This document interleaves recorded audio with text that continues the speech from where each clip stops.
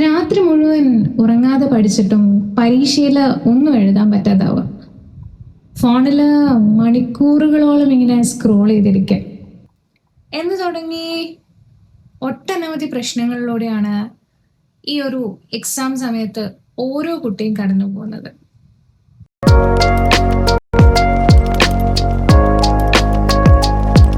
Hi everyone, welcome back to my channel. This is Neepam Praveen, your soft skill trainer and career coach. Welcome to another episode of 100 Days 100 Thoughts. ഇന്ന് എൻ്റെ മനസ്സിൽ വന്നിട്ടുള്ള ഒരു thought എന്ന് പറയുന്നത് exam സ്ട്രെസ്സാണ്. അതായത് ഇപ്പോൾ ഒരു എക്സാം സീസൺ ആണല്ലോ, എനിക്ക് DM ഒരുപാട് മെസ്സേജസ് വന്നിട്ടുണ്ട്, ടെൻഷൻ ആവുന്നു, പ്രാർത്ഥിക്കണം എന്നൊക്കെ പറഞ്ഞുകൊണ്ട്. ശരിക്കും എന്താ ഈ എക്സാം സ്ട്രെസ്? രാത്രി മുഴുവൻ നമ്മളിരുന്ന് പഠിച്ചിട്ട് പിറ്റേ ദിവസം എക്സാം ഹാളിലെത്തുമ്പോൾ കാര്യങ്ങൾ ഓർമ്മയുണ്ട്, പക്ഷെ എഴുതാൻ പറ്റുന്നില്ല. നമുക്ക് ആ പേജ് നമ്പർ വരെ ഓർമ്മയുണ്ട്, എങ്ങനെ മറിച്ച് പോയതും അതിൽ ആ ഒരു ഹെഡിങ് ആൻഡ് താഴെയുള്ള കാര്യം, ആ റൈറ്റിങ്സ് ക്ലിയർ ആവില്ല. പിന്നെ നെക്സ്റ്റ് എന്താ പറയുക, എത്രയൊക്കെ മനസ്സിനെ പറഞ്ഞ് പഠിപ്പിച്ചാലും ഒരുപാട് ഈ ചിന്തകളും സ്വപ്നങ്ങളും ഈ ഫോൺ സ്ക്രോളിംഗ് ഒക്കെ ഏറ്റവും കൂടുന്നത് ഈ എക്സാം ടൈമിലാണ്. അതെന്താ അങ്ങനെയെന്ന് എപ്പോഴെങ്കിലും ചിന്തിച്ചിട്ടുണ്ടോ? ശരിക്കും എന്താണ് ഈ എക്സാം സ്ട്രെസ്? അത് ഒരു മോശപ്പെട്ടൊരു കാര്യമൊന്നുമല്ല, നെഗറ്റീവായിട്ട് എടുക്കേണ്ട കാര്യമില്ല. നമ്മുടെ മൈൻഡ് ഉണ്ടല്ലോ, മൈൻഡ് ഓവർലോഡ് ആവുന്നതാണ്. എങ്ങനെയാന്ന് വെച്ചാൽ പാരൻസിൻ്റെ എക്സ്പെക്റ്റേഷൻ, സ്കൂളിൽ നിന്നുള്ള എക്സ്പെക്റ്റേഷൻ, നമ്മുടെ ഒരു പേടി എല്ലാം കൊണ്ടും ബ്രെയിൻ എന്താ ചെയ്യണേ? ബ്രെയിൻ അങ്ങ് ഫ്രീസ് ആയി പോവാണ്.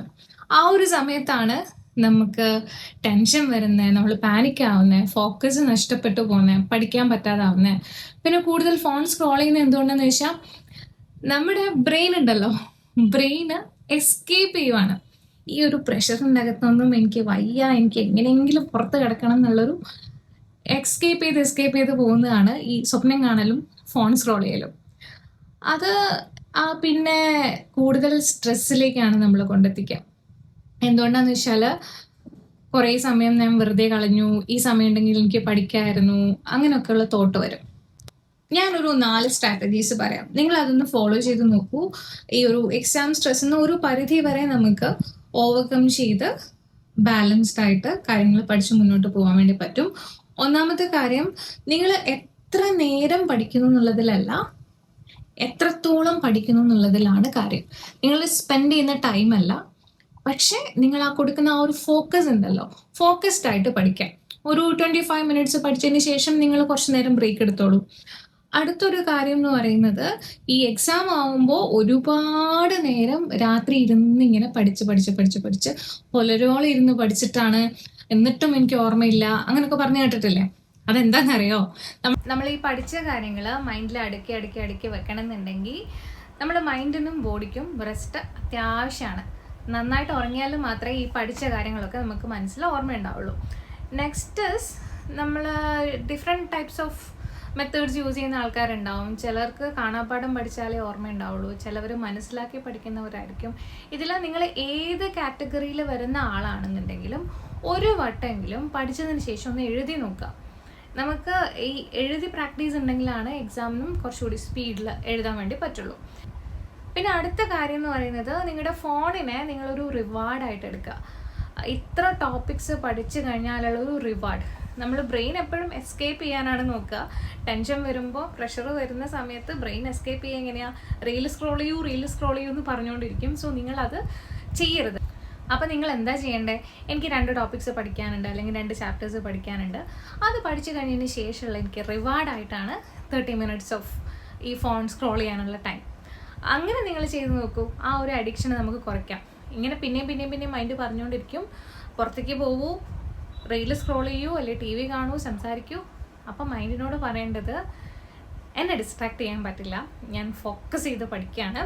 എസ്കേപ്പ് ചെയ്യാൻ നോക്കണ്ട. എസ്കേപ്പ് ചെയ്ത് കഴിഞ്ഞാൽ പിന്നെ നമുക്ക് തന്നെയാണ് പ്രശ്നം വരിക.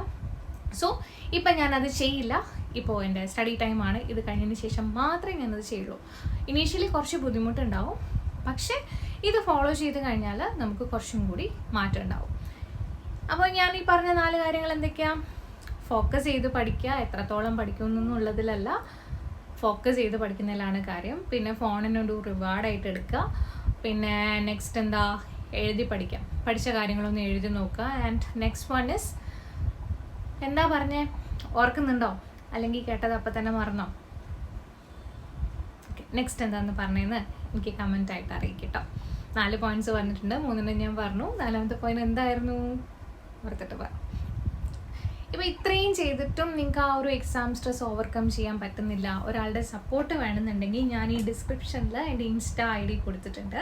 അതിലേക്ക് DM ചെയ്താൽ മതി, ഞാൻ ഹെൽപ്പ് ചെയ്യാം. നമുക്ക് സംസാരിച്ച് സോർട്ട് ഔട്ട് ചെയ്തിട്ട് എന്താണ് പ്രശ്നം, ഏത് ഏരിയയിലാണ് നമ്മൾ കൂടുതൽ ഫോക്കസ് ചെയ്യേണ്ടത്, നിങ്ങൾക്കൊരു ടൈം ടേബിൾ വേണോ, ഞാൻ ക്രിയേറ്റ് ചെയ്ത് തരാം, ഹെൽപ്പ് ചെയ്യാം കേട്ടോ. ഒന്നും കൊണ്ടും ടെൻഷൻ അടിക്കേണ്ട. ഇത് എന്താ സംഭവം എന്ന് വെച്ചാൽ, ഈ ഒരു എക്സാമിന് കിട്ടുന്ന മാർക്കല്ല നിങ്ങൾ വാല്യൂ ഡിസൈഡ് ചെയ്യുന്നത്, നിങ്ങൾ അതുക്കും മേലെ. എന്താണെന്ന് വെച്ചാൽ, നമ്മൾ ഈ ഒരു സ്ട്രെസ്സ് ഹാൻഡിൽ ചെയ്യാൻ പഠിച്ചു കഴിഞ്ഞാൽ നമുക്ക് ലൈഫിൽ മുന്നോട്ട് വരുന്ന സ്ട്രെസ്സുകൾ മാനേജ് ചെയ്യാൻ പറ്റും. സോ ഇന്നത്തേക്ക് അത്രയേ ഉള്ളൂ. അടുത്ത ദിവസത്തെ വീഡിയോയിൽ കാണുന്നവരേക്കും ഇറ്റ്സ് മീ ഇപ്പം Praveen signing off. Bye bye. And ഒരു കാര്യം വിട്ടുപോയി, സബ്സ്ക്രൈബ് ചെയ്യാൻ മറന്നിട്ടുണ്ടെങ്കിൽ ചെയ്തിട്ട് പോകണം കേട്ടോ. പിന്നെ ഡൗട്ട്സ് ഓപ്പണായിട്ട് പറയാൻ പറ്റുന്നതാണെങ്കിൽ കമൻസിൽ ഇടാം. നിങ്ങൾക്കൊരു പേഴ്സണൽ ഗൈഡൻസ് ആണ് വേണ്ടതെങ്കിൽ എനിക്ക് ഇൻസ്റ്റഗ്രാമിൽ മെസ്സേജ് അയച്ചാൽ മതി. അപ്പോൾ ശരി, ബൈ ബൈ.